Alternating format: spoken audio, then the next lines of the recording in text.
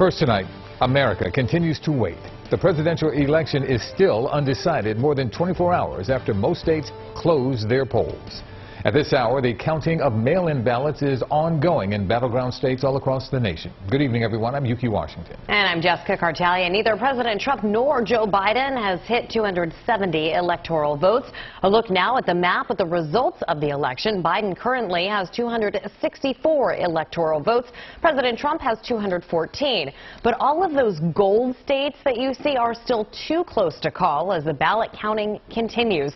One of those states is, of course, Pennsylvania, with its 20 electoral votes. And no doubt Americans are glued to their televisions, their phones, or their computers, refreshing their browsers as votes continue to come in. It's an election unlike any other.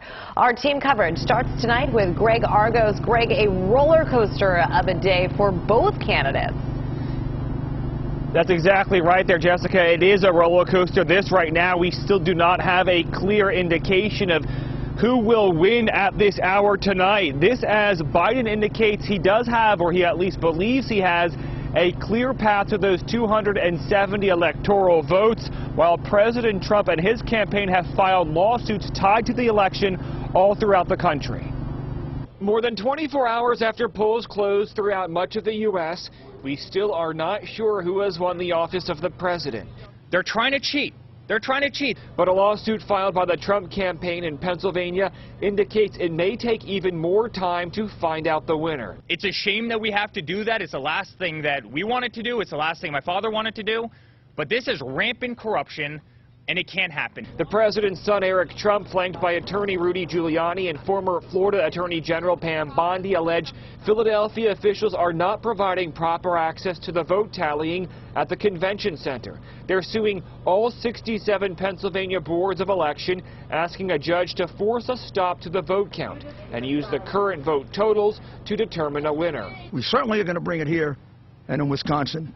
Quite possibly, we'll do a national lawsuit and really expose the corruption of the Democrat Party. My fellow Americans yesterday once again proved that democracy is the heartbeat of this nation. Former Vice President Joe Biden with called races in Wisconsin and Michigan in his favor and just shy of the 270 electoral votes needed to secure a win, addressing the country Wednesday afternoon. And now, after a long night of counting, it's clear that we're winning enough states to reach 270 electoral votes needed to win the presidency. I'm not here to declare that we've won, but I am here to report when the count is finished, we believe we will be the winners.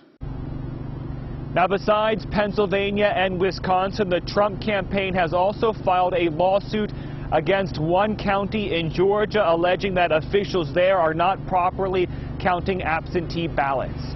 We're live here in Wilmington, Delaware. I'm Greg Argos, CBS 3 Eyewitness News. Greg, thank you.